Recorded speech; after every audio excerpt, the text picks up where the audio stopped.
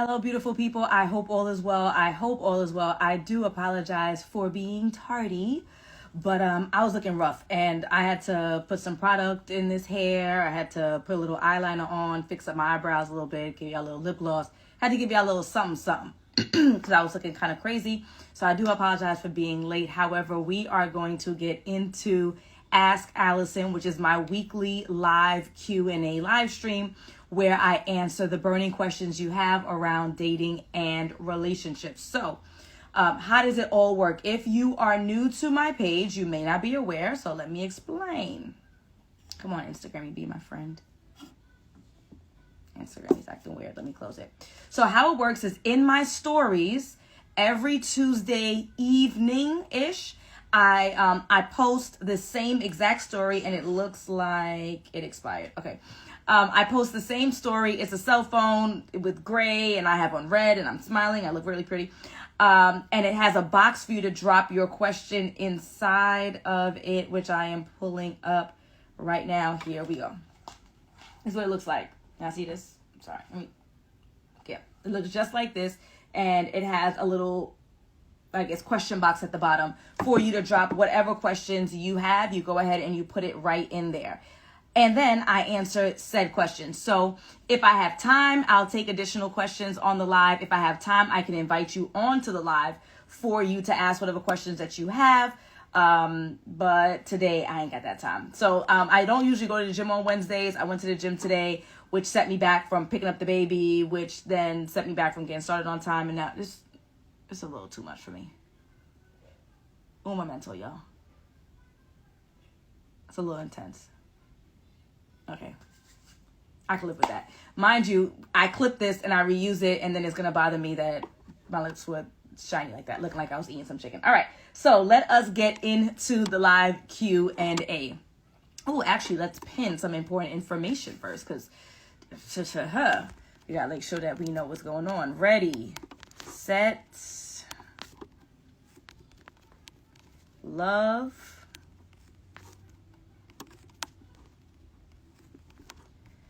Retreat. Stop laughing at me, Mo. Retreat. Costa Rica. That's not retreat. Instagram should really let us do this in advance, but I can't. I can only put the title in advance. Costa Rica, April 20th through the 24th. Link in bio. Okay, there we go. Yeah, I could have just asked y'all to help me out and do it, but I didn't think. Okay, here we go. All right, folks, so let us jump into Ask Alison, the weekly live Q&A where you submit your burning questions in regards to dating and relationships. First question. Been together now for a year and 6 months. Feeling stuck in my relationship. What do you think I should do? We share different values. Been together now for a year and a half. Feeling stuck in my relationship. What do you think I should do? We share different values. Okay, so let's have this as a teaching moment, and then I'm going to answer your question.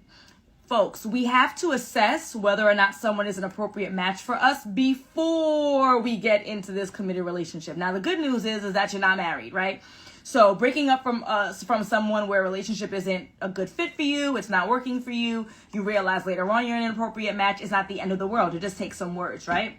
If you live together, it's going to take you to find a new apartment, but for the most part, it just takes some words. So is it the end of the world? No, but it's in your best interest to assess these things early on. How do you assess if someone is an appropriate match for you? How do you assess if someone has the same values as you? Well, first you have to ask them a series of questions. So that goes back to my non-negotiables. You have to have a list of what your non-negotiables are. What are the things that your partner must seemingly have in order for you to continue to date them? What are the things that are an absolute must for you? What are your values? What are your life goals, right? What are your aspirations? How can a partner fit in that? Those need to be your non-negotiables. The non-negotiables is not if he takes me out on a high-end date, right? And I'm going to even say this in this moment. I don't even believe that any average woman, and I'm average, right? A reasonable woman has any of those ridiculous standards and expectations and stupid date stuff. But that's the topic of the day, so we got to talk about it. Nonetheless, we need to be more realistic about those minor things, those minute things that don't have an impact on us in the long term. And instead, we need to be focusing on whether or not this person matches our non-negotiables, the behaviors and traits. So you are going to come up with a series of questions for you to be able to assess if they have those things. And as soon as you realize that they do not have those things, they got to go. They got to go. And it's not that anything's wrong with them. It's not that anything's wrong with you. You're not an appropriate match for each other. So if one of your values, you value family, this person is a go-getter. They're trying to make money. They're trying to establish themselves financially. They want to live the rich life. That's great for somebody else. It's not a good fit for you. Does it make you better than them because you value family and they value material items? I guess that's arguable, but that's not what we're here for, right? So making sure that you are clear on what your own values are requires some introspection on your part, right? Like you need to be clear on what you desire, what you require, what are the things that are important to you, and then you come up with your series of questions to assess whether or not the person has it. Okay. Now, once we have done that, then that should save you from a lot of issues. But in this particular case, this person said they either didn't do it or they didn't do it thoroughly enough, or this person switched up on them, which is rare. That's usually an excuse that people say. To excuse away their own accountability. Okay? They switched up on me. They're drastically different. Rare. You ignored stuff. You didn't ask the right questions. Anywho, now that you realize that this person doesn't want what you want children, they don't want any. You don't want any, they want a ton. You believe in the institution of marriage, they do not. You believe in generational wealth and establishing a foundation for your children and your children's children, they say, nah, get it out the mud like I did. Whatever that looks like, religion, whatever that looks like, politics. Once you realize that someone has a different value, you, one, have to reconsider that value. Is it the end of the world? We have lots of values. There are plenty of things that we value, right? I just gave a list of 6. Some of those things might be flexible, i.e., let's go with, I'm a Christian, right? I'm a Christian woman. I believe in Christ, right? He might be a Christian. Maybe he doesn't attend church. Is that going to be a deal breaker for me? I have to decide on my scale of importance. Attending church, being an active member, is at the end of the world. If he says he no longer believes in Christ, that might be the end of it all, right? Or it all depends on where we are on that scale. So to answer your question, you have different values. Should you let this thing go? You have to decide to what extent is this extremely problematic for you. If it is a deal breaker, and if it's the end of the world, if it's a non-negotiable for you, then you already have your answer and you know what to do. Move on, okay? Afrotech is next week. What's the playbook to navigate outside? Afrotech is next week. What's the playbook to navigate outside? Okay, so good. So number one, you know you need to go outside. That's a great start. A lot of people are full of it and they don't want to put out the effort. They don't want to go outside. They don't want to find an outfit. They don't want to find an event. They don't want to get dolled up. They don't want to be prepared, right? So you're already halfway there by being willing to attend the event. Excellent. Number two, you need to get your outside appearance together. And I know that sounds extremely shallow, but it is the truth. I cannot look at you and see your soul. I can't look at you and tell whether or not you would make a good husband or wife or parent. I can't tell. What I can tell immediately at looking at you is whether or not I find you attractive and whether or not you find me attractive. So that outward appearance does matter. Okay, now we're talking about just next week. There's only so much one can do. So in a week, you can get your hair done. You can get a haircut. You can get your eyebrows done. You can do your lashes. You can get a facial. You can get a wax. There are some things that you can do. You're probably not going to gain or lose 10 pounds in a week. So that ain't nothing we can do about that. But what we can do is dress for our physique. So if you're on my email list and all you have to do is click the link in my bio and download anything free or paid and you will automatically be on my list. I have sent out emails about how to dress for your body. If you're not on the list or you're not interested in being on the list because I email you 3 times a week and it's so overwhelming, then all you have to do is Google what looks good on and then whatever your shape is. If you don't know what your shape is, you Google different physique shapes, figure out what it is, and then find out what looks good on you. Figure out what color looks good on you. And you can literally try on the 5 different color shirts that you have and see what looks best. I look really good in orange. It's my undertones. I don't know what it is. Orange is like my color, right? Yellow looks really good on me too. You have to figure out what color looks good on you because presentation matters. It does. How you look matters on the dating scene initially, and then it's going to be personality and character and vibes and values that then can potentially sustain you. But you got to present well, right? So for my guys, you're getting the haircut, you're getting the shape up, you're going to wear something that looks good on your body and your physique. You're going to wear the colors that look good on you. For my ladies, your hair, your nails, your toes, your lashes, your brows, the facial, the wax, all the things that make you feel confident. And I always say this, the joke is that most times, and there are men on here, they can confirm that the guys can't really put a finger on what you've done for the most part if it's done well. If you have like a terrible wig, come on. If it's done well, they can't tell, right? Like, oh, she's pretty. Like, I don't know. Like, I think her lashes, they don't know. It's the confidence that you exude. It's the confidence that you exude when you feel good about yourself. That it's that thing that you can't articulate that will make the difference for you. It will make you more confident in your presentation and it'll help you to shine in a room. Okay, the gentlemen are coming in and saying the absolute right. They, you know, it's the confidence. Okay, so that's step 2. So first, what is the playbook? You're going outside, you're going to Afrotech. Good. The second playbook is to present as the best version of you that you can in a week, right? You can't go to therapy. We're not going to lose 10 pounds. You're not going to get abs, but you're going to present the best version of yourself in a week. Number 3, you're going to get clear on those non-negotiables. What are you looking for? What are you looking for in a partner? And are you even looking for a partnership? Are you casually dating? Are you looking for friends with benefits? I already told you guys how I feel about that. I told y'all situationships are a mess, but if that's what you're looking for, who am I? You're grown, right?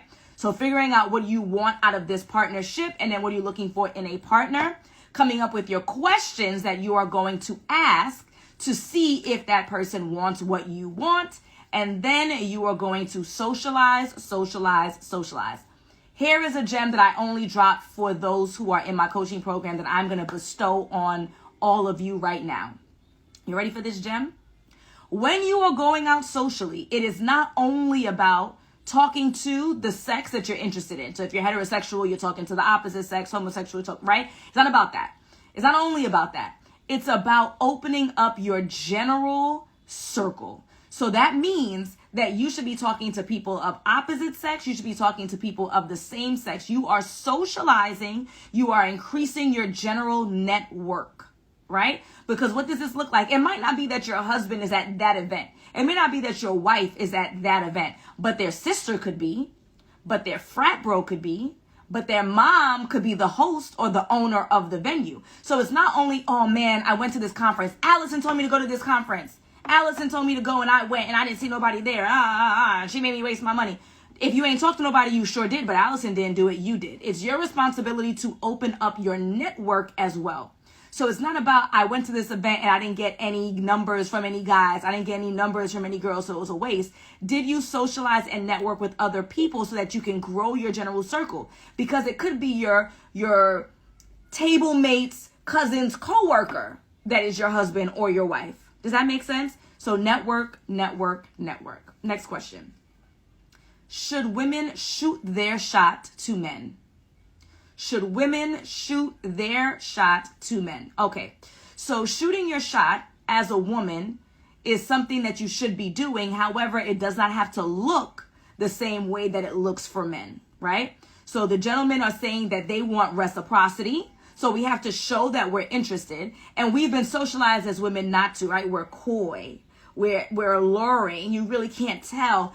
No, right? We have to offer some reciprocity. And you might say, well, Alison, the guys are asking for too much. Well, we said that we wanted emotional stability.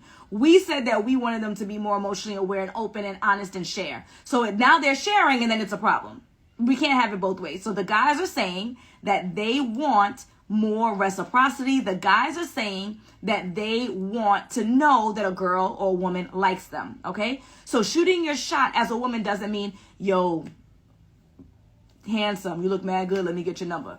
It don't look like that for us, and it shouldn't look like that for us, right? But it could be walking up to a gentleman and introducing yourself and having a casual conversation. And then when that gentleman asks for your number or your Instagram, you give it with a smile. When he texts you or he calls you, you respond in a timely fashion. Like, that's what reciprocity looks like. It's not playing this game.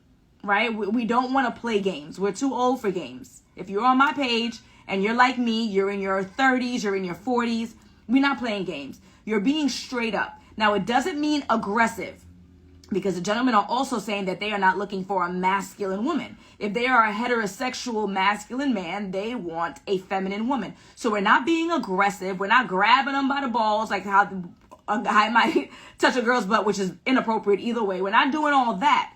But at the same time, what we are going to do is make it clear that we are interested. So we could walk up to the gentleman. We can introduce ourselves to the gentleman. We can engage in conversation. Now, the question is going to be, well, Alison, what do I say? I don't know what to say to a guy. Like, how do I just walk up to him? What does one say? You are going to use the environment to engage in conversation. Let me bring this close so y'all can see me. You are going to use the environment to engage in conversation. So, Afrotech, I'm assuming that is a tech event for Black people. That's my assumption, right? So, if I am at this event, I would assume that I am involved in tech. I'm interested in tech. There's something techie about me, and I am Black. That's a given. So, I might walk up to a gentleman and say, hey, I saw you answer that question. I asked that question from a few minutes ago. That was really profound. What industry are you in? Which company did you say you work for again when you spoke? Whatever that looks like, you're using the environment. If I am at a PTA bake sale, right? And I was a single woman and I'm at the bake sale and I see a dad, I'm going to say, hey, are you the one who did those brownies? They were really good. I'm looking at him serving the brownies, right? Or, I don't know, they're looking really tempting. I might have to lay off those brownies that you made. They're really tasty. Something. I'm using the environment to engage in conversation. If it is someone that you are introducing yourself to that you're not romantically interested in, right? So again, we're talking about a heterosexual woman who may be wanting to shoot her shot. Shooting your shot with a man, we discussed. Shooting your shot, meaning socializing with strangers for my introverts, right? It may be that you are going up to a woman, you give her a compliment. Wow, I love that scarf. Where did you get it from?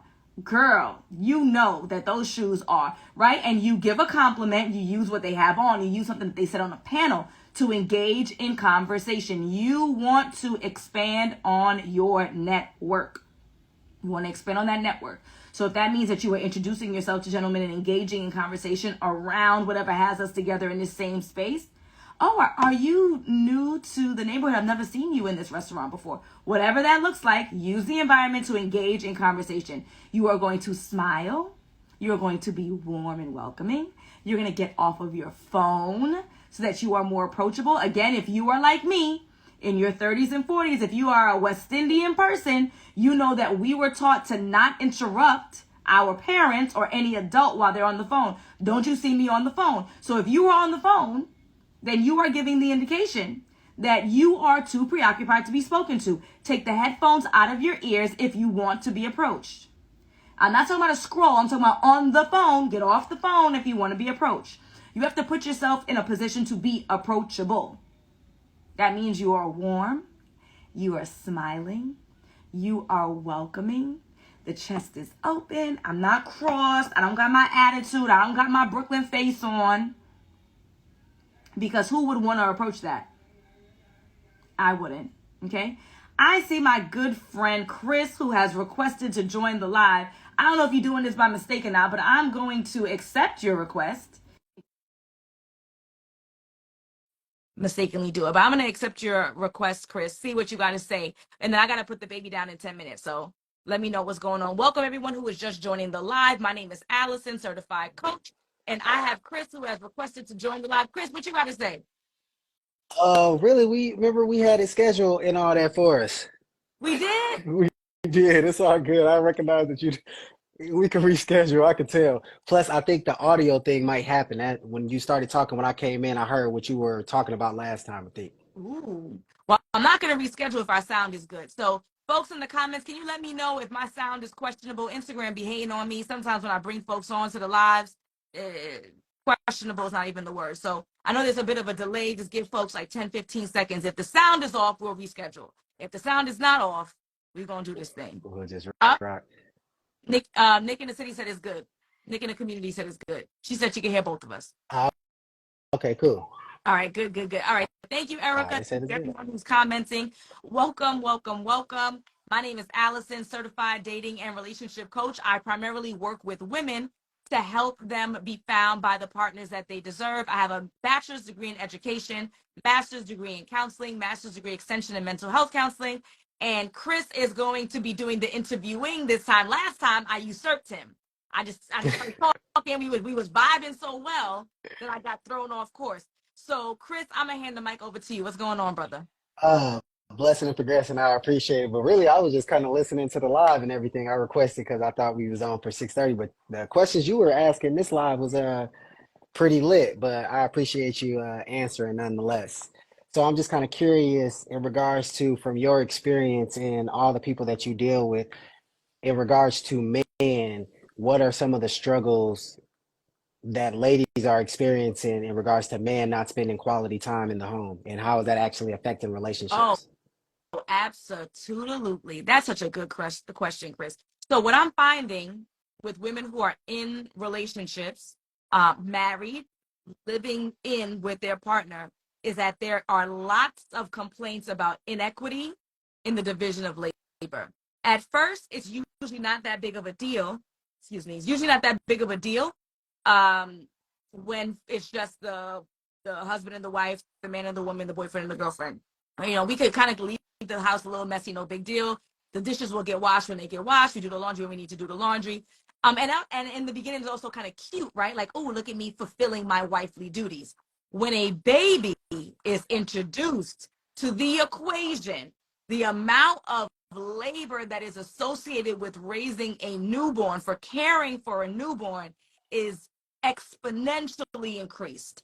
And so that's what we talk about, quote unquote, red flags. I'm not crazy about that term, but for the sake of argument, we're going to use them. If this gentleman wasn't washing dishes before, I know you want to think that now he's a father, he will. He probably will not. If this gentleman didn't mind leaving socks and all kind of stuff all over the floor and didn't do the laundry in a timely fashion just because the kids are here and now there's more clothes, he probably will not. So we do have to be mindful of the behaviors that our partners are exhibiting before children, because I like to think like, oh, someone's going to step up and just magically become amazing. But if they've never had the practice or the accountability before, especially if they're going from their mother house to your house, then why would we imagine that they're magically going to change now? I know you would think, oh, well, it's a baby, so of course he's going to step up. Not necessarily if he doesn't have the practice or never had the expectation. So I would like to say, I don't have the statistics on this. I'm prefacing this. There was a lot of talk in the last 10 years about finances being the number one reason why people divorce or separated. I'm going to venture out and say that I don't think that's the case anymore. What I'm seeing instead is that the ladies are becoming so frustrated at doing what they deem as everything on their own. So they're financially contributing to the household at about 50%, a little more, a little less, but about 50. They're financially contributing. However, they have the labor of maintaining the home and raising the children. If that's the case, I do that shit by myself. That's the argument. And it's not an unreasonable one. No, that's a good point. And even when me and my son's mom was together, to your point, as far as how like you got to give a person a little grace when a baby is involved, I took on all the responsibility of the finances because both of us was molested when we were around close people of our family members and everything. So I was like, all right, we're gonna avoid all that. I'll handle all the finances. You just look after CJ. And I didn't even, it was both of our first as kids. So I didn't really realize the everything that goes into maintaining just the kid. I'm just like, I'm handling all the finances, which was it was tough, but still was able to do it. But I'm just thinking like, okay, since I'm handling that, you can handle the kid. And yeah, it's definitely a lot that goes into it, and it took me a while to actually really realize it because she was just handling it and she wasn't complaining or anything like that. But once we actually separated and I started getting my son half of every week and it was just me and him, that's when I really started to just I could see where all her energy went to. So to your point, why her energy wasn't going to all those other things, it was because maintaining little CJ the Greats definitely took a lot of it. So I can understand that for sure. So, Chris, just another point on this because I'm actually quietly very passionate about this topic. I stay away from marriage. I've only been married for 3 years, so I don't really touch on marriage too much. I've been in the dating space personally and professionally for long enough, so that's my zone of genius. But I think the part of the equation that a lot of fathers are missing, in home fathers are missing, either on purpose or not. I don't know. I like to think that guys are smart, so they know it, and I'm thinking that a lot of the dads just don't care, to be honest with you. Is that if you look at it from a logical perspective, which the guys say that they are, they're working 9 to 5, even if they are the breadwinners, which is not the case in many instances. If they're paying all the bills, you're working 9 to 5, 9 to 6, 9 to 7 to pay all those bills. But being a parent to a newborn is a 24/7 job. So there's no way Facts. that you could imagine that paying all the bills could be equivalent to being a stay-at-home parent, because that job for a newborn. Now, I'm not talking about a kid who's 5 years old, who's in school for 7 hours, 7 to 8 hours. They got after school till 6 o'clock. You put them down by 9, they sleeping through the night. But there are so many people that break up very early on after having a child because of the stress. And to think that your 55 hours a week is equivalent to, I don't even know, 24 hours times 7, it doesn't make any sense. No, that's definitely a good point. And it's shit, it's a lot that goes into it. Plus she was breastfeeding and everything like that. So that's a whole nother thing that goes into it with constantly having a pump and doing everything. So yeah, I can understand completely. And it's just I don't know if it's I truly don't think that men are considering it because I've never honestly, even though I get my son half of every week and I've been doing it every week, it's for a year since me and my son's mom has been separated. I've never thought about it in that way until you literally just said it that way. So I don't think that yeah, they're not trying to think about it, or we as men are not trying to think about it. I just think that how we're wired, we're just not thinking about it like that. Like I just think that we just naturally think that oh yeah, you just got it and everything, and it's we just don't even really consider it. And it's not like that. Like I was never involved. Like anytime I was at home, I was father duty and all that, changing. I'm doing everything that I got to do, but she definitely handled primary of that. And yeah, I just think that men just don't know because we're not really in that role really like that. Like my dad, my dad has never even changed my son's diaper. My dad is like, yeah, you can stay by yourself or you can wipe your ass by yourself. Like that's what you know what I'm saying. Like so he's not. I've never been around niggas that was even in tune with their kids like that. You know what I'm saying? Like people praise me for how locked in I am with my son, but people think that I'm doing the most sometimes with my kids. So I just think that we don't really got a lot of examples of fathers locking in like that with family and taking a more I guess, present role inside the home. We just think that, oh yeah, dad just, he works. So when he's at home, you just let him watch TV or you let him whatever his entertainment is. He gonna eat first. He gonna get the big piece of chicken. The stereotypes and shit. And I think we just go off of that. And I think that a lot of men was thinking that that's a feminine role to help out in the home. And now that things are kind of changing in this modern society, men are just trying to adapt. And we're struggling in that area a little bit, but I think some of us are still trying to keep Yeah, up. I agree. Well said, Chris. Well said. Uh, the next one. So I'm curious. So in regards to men, I know a lot of us struggle with managing our emotions and expressing our emotions. How, what type of issues from your experience with dealing with all the ladies, what type of issues is this kind of causing in the Mhm. home? So, and I fault the ladies too. The women are asking for men to be more vulnerable, like on a grander scale in society. We're asking for more vulnerability, but many times, at least on social media, we're not providing a safe space to do so. So we're asking for them to share. We want to hear from them. What's your opinion? What are your thoughts? Don't just, oh, that's crazy, me away, right? Like, no, I want to hear what are your thoughts? What are your feelings? And then we don't provide a safe space. So then why would someone be expressive to you? But because when they are, then we turn around and call them sassy. Now, I will say that it doesn't mean that there isn't a sassy behavior that does occur, but it can't be every time a guy responds. You can't even respond online. So the internet is only owned by women. A man can't even write a comment. If he responds to a comment, he's considered sassy or it's problematic or he's a bitch or a pussy or whatever language, you know what I'm saying? The language that's associated with women, right? So you're calling them soft, like it's problematic. So then what we find is that the men are then going to recoil because if you don't provide a safe space for me to do something, I ain't gonna do it.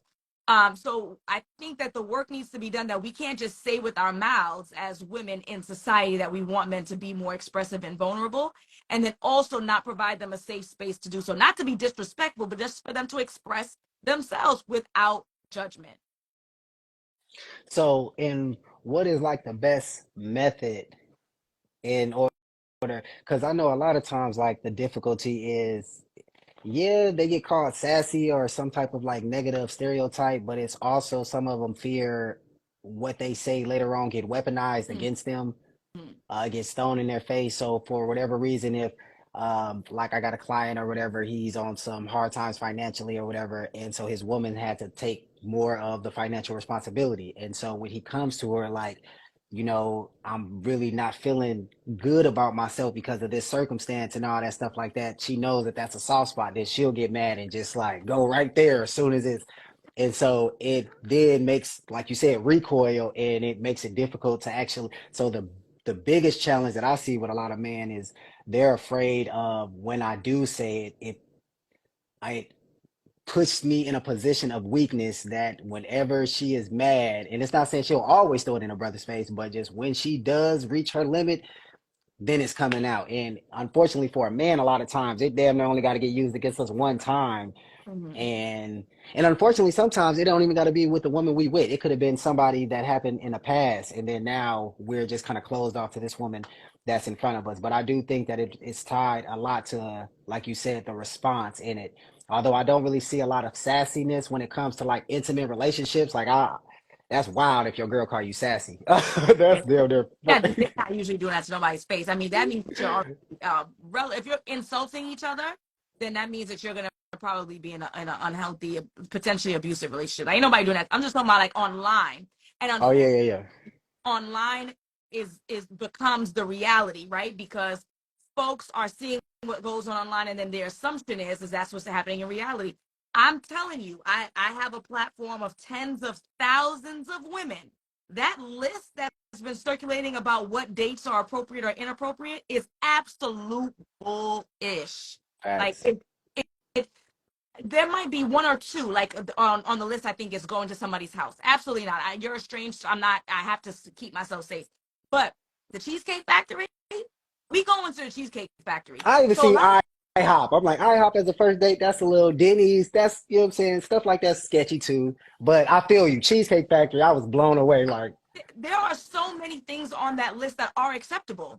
And also, you have to think about age and things like that. So unfortunately, when we see something that trends online, we then believe that that is the reality and the belief system of most people. And that is simply not the case. And I wish that we would click, I wish people would click and read the comments, because I don't know about, at least on my timeline with my algorithm, with the people I choose to follow and engage with, and maybe you following the wrong people and that's your business. Every single woman that I have read these comments from are saying that, oh no, I would accept plenty of the things that's on this list. This is an outrageous list. Who made this list? I would never follow it, right? And of course, there are going to be some outliers, but relatively speaking, that's what's being said. So unfortunately, facts. out online is driving like the belief system, and we're falling for it. Facts. And I think the sources, like I always tell everybody, it's like different. So with guys, so talking to ladies right now, with guys, you got to understand that it's different types of niggas. You got the ones that's just trying to have fun and just sex and all that. Then you got the ones that's like really trying to be serious and trying to look for a family. The issue is that people be listening to both of them, and I'm like, this nigga's over here is just really pandering, just trying to say anything because he's just trying to have sex. He's not. You ask this nigga if he's interested in a family. Oh no. You ask him, is he in a relationship or is he being seeking a relationship? It's but he's just saying all this stuff really just.